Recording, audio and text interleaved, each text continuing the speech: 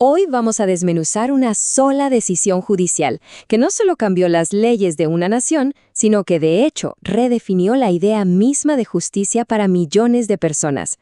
Vamos a meternos de lleno en el expediente Varios 912/2010. Y este es el caso que nos obliga a hacernos esa pregunta. ¿Puede una corte, de un plumazo, reescribir las reglas del juego?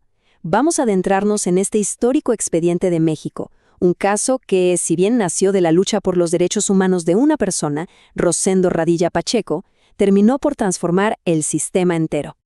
Bien, para entender la verdadera dimensión de este caso, vamos a dividirlo en 6 partes. Primero, el choque de paradigmas que lo detonó todo. Después, analizaremos los argumentos de la mayoría y, claro, de la disidencia. Y luego, lo más interesante, las filosofías que sostenían a cada bando. Para cerrar, veremos qué significó en realidad esta batalla de creencias. Miren, en el corazón de este caso no estaban tanto los detalles de la desaparición de Rosendo Radilla, sino una pregunta mucho más profunda sobre el poder. La Suprema Corte de México se vio, de repente, forzada a mirarse al espejo y a decidir qué tipo de corte quería ser. Una decisión que iba a cambiar las reglas para siempre. Imaginen un choque de trenes, un choque de 2 universos legales. Por un lado, teníamos el sistema de siempre, una pirámide estricta donde solo la punta, los altos tribunales, podían decir si una ley era constitucional o no. Eso es el famoso control concentrado. Y por el otro, un modelo totalmente nuevo, empujado por el derecho internacional, donde cada juez, hasta en el pueblo más pequeño, tiene el deber de proteger los derechos humanos. Eso es el control difuso. Bueno, frente a este dilema monumental, la mayoría de la Corte dijo, vamos por el cambio. Así que veamos cómo construyeron su argumento para darle un giro de 180 grados al sistema de justicia. El argumento de la mayoría giró en torno a una reforma de derechos humanos al artículo 1 de la Constitución que había ocurrido en 2011. Dijeron, ojo, esto no es solo una declaración de buenas intenciones. Argumentaron que esta reforma creaba un nuevo bloque de constitucionalidad, o sea, una fusión entre la Constitución y los tratados internacionales. En la práctica, esto le dio a cada juez del país un arsenal de herramientas legales completamente nuevo y muy poderoso. Y para que este nuevo poder no se quedara solo en el papel, la mayoría fue muy práctica. Estableció un manual de instrucciones de 3 pasos para todos los jueces. Primero, intenta leer la ley de forma que sea compatible con los derechos humanos. Segundo, si hay varias lecturas posibles, elige la que más proteja a la persona. Y tercero, como último recurso, si la ley de plano viola esos derechos, simplemente no la apliques. Era una hoja de ruta para la acción. Pero a ver, un argumento legal tan audaz, tan rompedor, no sale de la nada. Detrás de las leyes y los artículos siempre hay creencias profundas sobre para qué sirve la justicia. Y aquí es donde la historia se pone de verdad fascinante. La filosofía de la mayoría se conoce como dogmática reconstructiva. Suena súper académico, ¿no? Pero la idea es bastante directa. Ellos no veían su trabajo como el de simples aplicadores de reglas viejas. Creían que su deber era, literalmente, reconstruir el sistema legal para que se alineara con un propósito más alto, la justicia y la protección de la persona.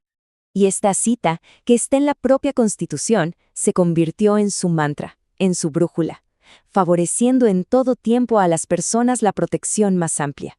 Este es el famoso principio pro persona.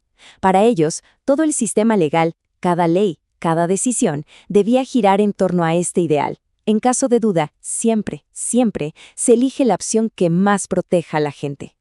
Y esto nos lleva al núcleo de su pensamiento. Para la mayoría, lo más importante, la propiedad relevante del caso, no era qué ley se discutía o qué tribunal tenía la competencia. No. Lo fundamental era la materia del caso. Se trataba de derechos humanos. Y eso, para ellos, cambiaba todas las reglas del juego. Por eso, su visión de la ley no era una pirámide rígida y cerrada.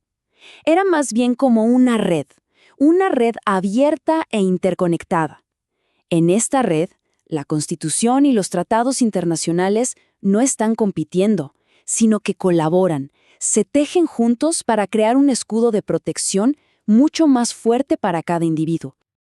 Pero, claro, no todos en la corte estaban de acuerdo con esta revolución.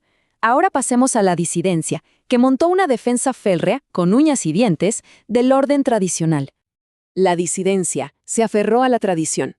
Su argumento se basó en la estructura de siempre, insistiendo en que solo el Poder Judicial Federal tenía la facultad exclusiva de revisar la Constitución.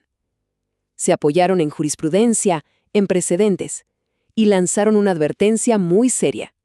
Si le damos este poder a todos los jueces, vamos a crear un caos, una grave inseguridad jurídica. Y al igual que la mayoría, este argumento legal no era solo técnico. Estaba anclado en una filosofía judicial igual de fuerte, pero radicalmente diferente. La disidencia operaba desde una dogmática tradicional.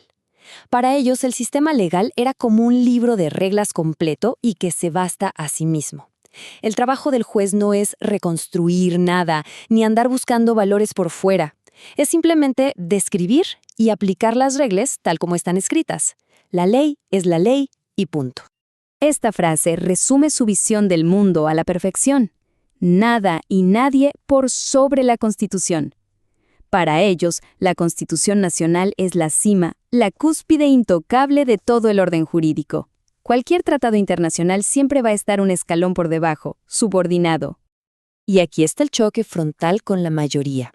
Si para la mayoría lo importante era la materia, los derechos humanos, para la disidencia lo crucial, la propiedad relevante, era el órgano. La pregunta clave para ellos no era ¿qué es justo?, sino ¿qué tribunal tiene el poder formal, según las reglas, para decidir este asunto? Su visión de la ley es la clásica pirámide kelseniana, una estructura perfecta, ordenada, jerárquica. En la cima, sola e indiscutible, está la Constitución. Y todo lo demás, leyes, sentencias, reglamentos, solo tiene validez porque la Constitución, desde la mera punta, le otorga ese poder. Es un sistema cerrado y que funciona de arriba hacia abajo. Entonces, cuando juntamos todas las piezas, ¿qué es lo que vemos? Este caso fue mucho más que un simple desacuerdo técnico sobre artículos. Fue una batalla fundamental, una batalla de fondo entre dos formas de entender el derecho y la justicia. Esta tabla lo resume de maravilla. De un lado, la mayoría, buscando la justicia a través de un modelo de red abierta, con un juez que es un reconstructor. Del otro, la disidencia, defendiendo la certeza jurídica con una pirámide cerrada y un juez que solo aplica la ley. Fue el choque entre la justicia sustantiva y el orden formal. Al final, la visión de la mayoría prevaleció. Pero su victoria no fue solo una resolución para un caso. Fue un acto deliberado de ingeniería judicial. Marcaron un antes y un después, transformando activamente el sistema legal mexicano de un modelo cerrado y nacionalista a uno abierto y centrado en los derechos humanos. Este caso al final nos deja con una pregunta que resuena mucho más allá de las fronteras de México. Cuando la ley escrita, la letra fría de la ley, choca con la búsqueda de justicia, ¿cuál es el verdadero rol de un juez? ¿Ser un guardián del orden establecido o un arquitecto de un sistema más justo? Es una pregunta que, en el fondo, define el propósito mismo de una alta corte en el mundo moderno.